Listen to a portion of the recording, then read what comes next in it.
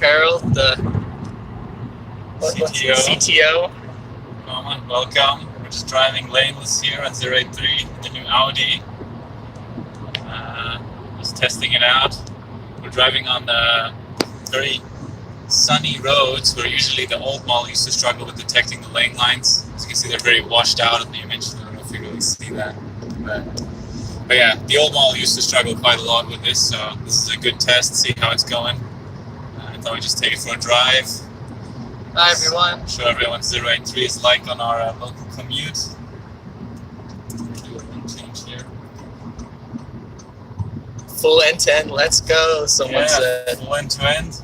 Yeah, end-to-end is super exciting. We're finally fulfilling the dream of Comma, which is watch people drive and try to mimic that behavior. So yeah, 083 is really a big step forward for OpenPilot. Hopefully it's the first of many improvements to come. Yeah, I guess explain for people who don't understand what end-to-end means in the simplest possible terms, what it is, what end-to-end lateral really means. So end-to-end is different from what we were shipping before, in that before we were using just a model that detects where the lane lines are, and then we use the location of the lane lines to plan a trajectory, in the middle of the lane, basically. But that's different from just training a model that tries to understand where humans would drive, so not thinking about lane lines really specifically, but just looking at a road and planning a route that looks similar to where a human would drive, and then just driving that trajectory. So this end-to-end model is trained that way, so we just give it a lot of data of how humans drive, and then we try to tell it to drive like that. And it's been there's many challenges involved with getting that to work, which we kind of tried to explain in the blog post. And this is really the first release where we've got something that at least kind of works, and it works pretty well. We could drive on it for hours and not really notice too many issues. Yeah, it does work really well.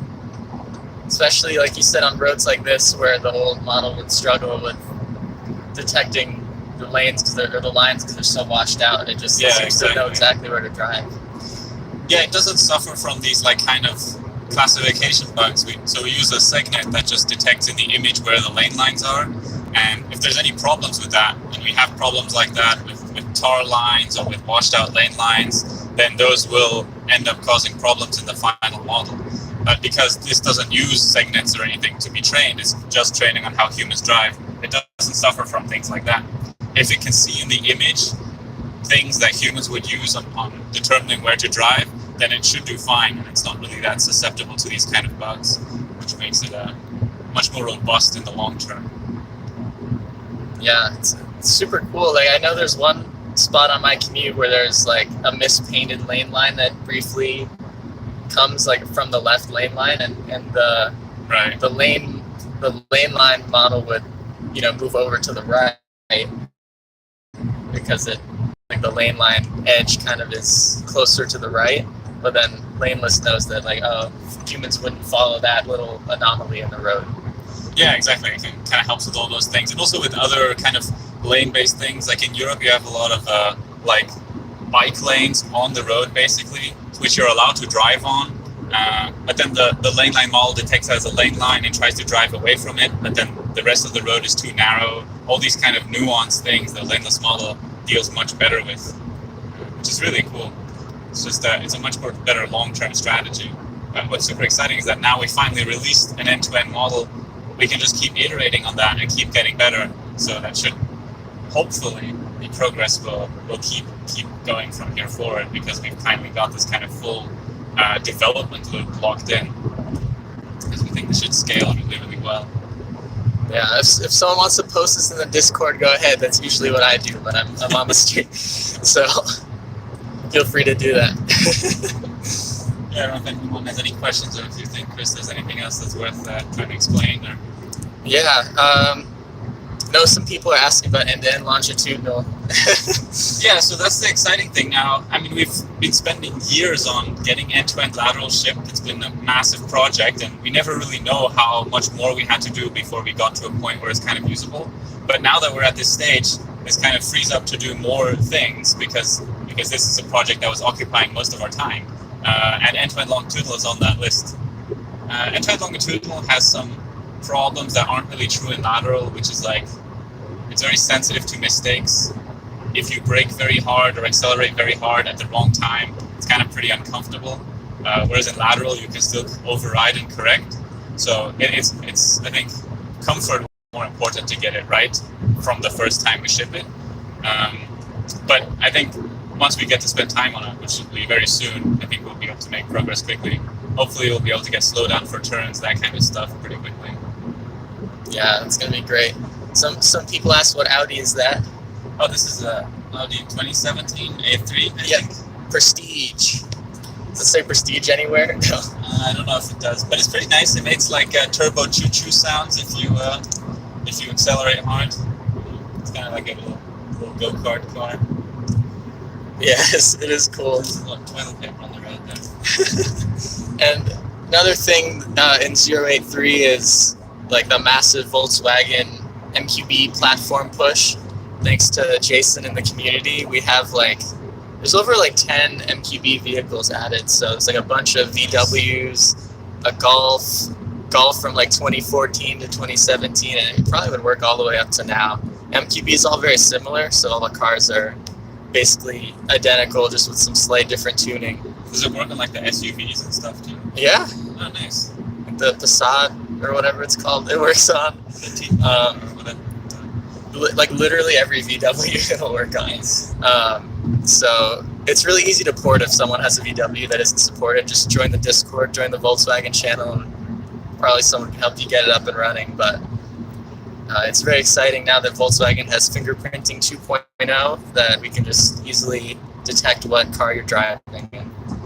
It's pretty cool that we got some European cars supported. I know, that's very exciting. Yeah, hopefully you can get some more European data, some high-speed German Autobahn data, and some types of data that we're missing still a little bit. Over 90% of our data is still from the US. Yeah. This skews how the model will perform. Yeah, so this guy's loud, isn't he? This truck. Slow down right here. Yeah, so we're still using the Audi longitudinal. Apparently it's not very good, I've heard. It's not as good as stopped cars. It's not as good as Autopilot or some of the other ones. Yeah. Yeah, lateral is much better at lane changes. Those are kind of not smooth sometimes in the old releases. So that's much improved, which is nice. It's true, and things like exit, going for exits and stuff, I've never had happen. Yeah, that kind of stuff has improved much. The laneless model. So for anyone who wants to know how to get laneless working, you just have to go into toggles of 083 and scroll down right here. It says disable use of lane lines alpha, and of course it's an experiment, so always be vigilant. But it's nice that we have a toggle people can actually try it out really easily. Okay, so you notice your path is red if you use laneless. That's just to make it very clear that you're not running in the standard mode. One of the things that's still different with laneless, which is we're trying to work on, is there's not as much corrective pressure. So if you deviate from the path a little bit, let's say push it over here, it's not going to push back as quickly as with the lane lines. That's just kind of like a tuning thing. We have to make the controller, be aware of how certain the model is of driving in a certain place, and then we can make it aggressive if the model's very sure it wants to be somewhere else, or smooth if it's not that sure it wants to be somewhere else. That's just kind of a project we haven't really done yet. But yeah, once we do that, and we use the model's uncertainty to tune the aggressiveness of the steering controller, we should be able to prevent slipping into turns too much. If the road's very banked, then it kind of pushes it into the turn, or having it hug sometimes on some parts of the road. Yeah, someone asked, the toggle will only activate if you turn your vehicle on and off. If you're trying to activate it mid-drive, that won't work. Oh yeah, that doesn't work. That's true for all the toggles, right? Exactly, yeah. Any other questions about 083 or the laneless model? Let's see. People keep asking if you can use comma in left-hand drive countries. Yeah, there's a toggle for that. I guess it's right-hand drive. I guess we're in left-hand drive. There's a toggle for that. Right there, enable right-hand drive. Yeah, so when you put the toggle, two things happen. One is that the driver monitoring system will start monitoring the person in the other seat, which is obviously important. And the other is that we actually input into the driving model that the traffic is now on the left side of the road. And so that should make sure that it doesn't like always try to go right on like a two-way road with no other people.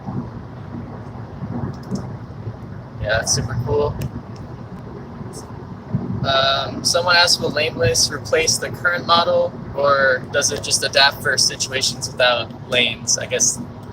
Yeah, it's kind of a gradual thing. There's situations where the lane lines won't really work that well, and so in those situations, we want to rely on the Laneless model. And as we, progress with the quality of Laneless, that will be more and more situations, because Laneless can do things like, if you pass by a truck close by, the human would kind of go out of the way a little bit and give the truck more space. And Laneless should do that when it's good enough. And so when we're at that stage, we kind of want to use more and more Laneless. But yeah, it's going to be a gradual thing. Yeah, that was a good question. But already right now, we use Laneless if obviously there's no lane lines when you're going through an intersection, things like that, and when making lane changes. So yeah, even if you don't have the toggle enabled, lane changes will be a lot smoother this release, just because it's using a much better Laneless model. Yeah, and also when going by exits, it switches to the Laneless policy, because then the lane lines go apart, so it doesn't really know what else to do. Intersections, when lane lines are uncertain, it also uses the Laneless policy. The Laneless policy is actually used quite a lot already. The toggle is just there to make you, so you can try out what it's like if you just drive purely without lane lines, to see what the model is really understanding about how humans drive. I think it's a pretty cool little feature. Yeah, and again, the way to know if you're on Laneless is you'll see the red path, and there won't be any lane lines on the screen. Makes it very clear that you're on Laneless. If you're on lane lines, this is white, and then you have the white lines, of course. Yeah, so if you want the improved lane changes and stuff, that's all going to be there with or without the toggle, since, it's the same model still driving. It's just whether we use the lane lines the model predicts to plan the path. Yeah. Someone asked if speeds over 90 will be supported ever. So the speeds over 90, the reason we reduced the speed is because we saw from some data that at very high speed, the model can get kind of confused, because we've trained on so little data of high speed that the model doesn't really know what's going on. It's kind of out of the training distribution. So this is the only reason we did that. As soon as we have enough data of high speed and that we've confirmed that the model doesn't get confused at those speeds, we can raise it again. It's just, now we've tested it, we know that at this point it's getting confused, and so as soon as we have enough high speed data and the model doesn't get confused anymore, we can increase it again. Yep. So if you do drive fast, just make sure you upload your data, and then that process will go faster. Yeah, any of those Autobahn users out there? Yeah, any German Autobahn users, I guess that's most of the high-speed data we see. Yeah. Someone asked, how do we stay so innovative? We stay so innovative. I don't know, it's just fun, I guess. It's fun to see you guys' feedback and see that you guys like it. So it's very motivating and inspiring to keep working on it. We've got a really good team who all feel the same way and all are really into solving these problems. Yeah, it's nice because everyone at Comma drives on the devices and drives with the models, so we can talk about it at lunch and dinner and how we feel and stuff, and we all just chat about our experience, and we all like it a lot. It's good that we're users of our own system. I think it's kind of important to encourage our development. Exactly. I think it looks like we're getting into traffic here, so maybe I should try to get off. Yeah, that sounds good. Disengage here, too slow for lane changes. Yeah, someone asked if Big Model is implemented yet. So Big Model, we kind of have the training stuff ready to go, but there's some reasons that we're not really pushing hard on that yet. We've just noticed that most of the issues that OpenPilot has, the situations it struggles with, wouldn't really be solved by Big Model, so it's not that way. It's why it wasn't really a priority yet. Laneless was a much bigger priority because we think that's the highest leverage approach to improve the quality of driving. But I mean, the architecture is there. As soon as we start seeing that it's going to help a lot with certain situations, we'll start pushing on shipping that. Yeah. Yeah, Brevin asked if Laneless will like move over for semis and stuff yet. Things like that. Well, I don't know. Does it? It should, and it definitely will at some point. I don't know how well it already works. With the lane line policy, it's never going to do that just because it's not designed to ever react to things like that. The laneless policy is designed to react like that because humans do. I don't know if it's good enough to do that yet. I guess we'll just have to see. As it will improve at some point, it will start doing those kind of human things. It definitely should move over for like opposing traffic. I've definitely noticed that if there's opposing traffic that comes, it will kind of go out of the way a little bit, which makes sense because everyone pretty much does that. Yeah. So we got the Kale model. Yeah, the Kale. And if you want to learn more about the Kale model, there's a whole blog post describing the challenges and how we got around those to solving or making it what it is today, I guess. Yeah, I think we tried our best to describe in as short as possible kind of the whole strategy we use to get to laneless models. If you're interested in this kind of stuff, you can always come discuss in Discord. There's some channel about with models as the topic that people come discuss model stuff that have interest in it. So feel free to come discuss there if you're interested or have questions about the blog post. Yeah. Cool. Any other questions? This was a pretty comprehensive review or overview of Laneless, I feel like. Yeah, I'm not sure if there's anything else we didn't discuss about Laneless. Yeah. Someone asked what the next big challenge is. I think we already said kind of the longitudinal thing will be another big challenge, right? Yeah. I think there's two. Now that the Laneless works, we can really kind of iterate on that and improve that. So that's going to be a big thing we'll be working on. And then the other big thing is, trying to start like doing more end-to-end longitudinal stuff. It'd be nice to do vision-based longitudinal as well without using the radar so that all cars will work exactly the same. We don't have to rely on the radar to get good performance. Yeah, that'd be great. Yeah, so eventually when vision only is good enough, maybe we'll have like a toggle similar to now and figure all that out later, but that's still a far down the road thing. Yeah, I think we'll look into whether we can make it work with just a model. I mean, we haven't really spent much effort on longitudinal in a long time. Lateral's taken kind of priority. So I think as soon as we kind of really start working on it again, I'm pretty confident that we can quickly improve things. Yeah.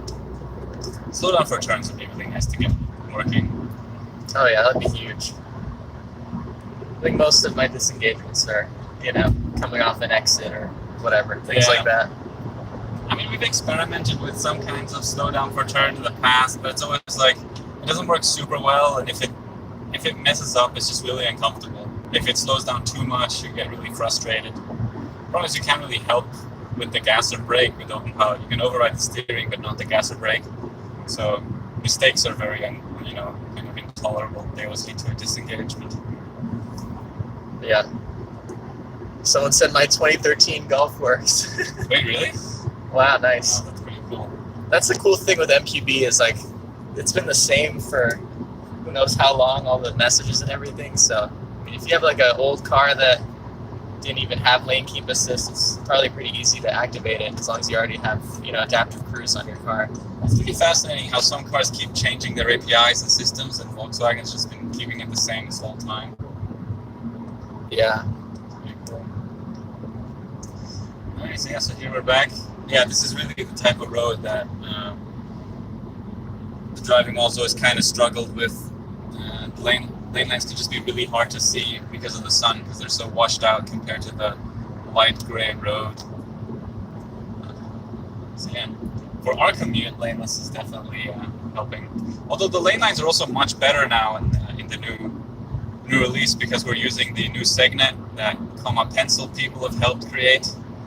Thank you for all the efforts of labeling in the Comma Pencil project. Definitely a huge help. Yeah, all the Comma Pencil people are the best. Yeah, it's really helping us along. So that's true. Everyone's gonna have better lane line identification no matter what. Thanks to Coma Pencil. On pencil. All right. Is there anything else we? I feel like that was a good overview. 083 was released a few days ago, so if you have a comma 2, you can get it right now. Just should already have prompted you to update. And it's a great time to get a comma 2 if you haven't gotten one already, because we have the first release with working laneless, and you know everything's gonna get better as time goes on. Think of where we were a year ago. Yeah, exactly. It just keeps getting better and better. Every time I think back to what the problems with old releases, I'm just so excited about how far we've come. Yeah, it's really crazy. So yeah, comma 2 is $10.99, and then you can get a harness for an extra $200 and get all the hardware you would need. So, all right. Well, we're gonna be driving back to the office now on laneless, but All right. I guess we'll see you all later. All right, that was fun. See you guys. Yeah, definitely check out the Kale post, and if you have a supported car, definitely consider checking out Pilot. All right, bye everyone. Bye, guys.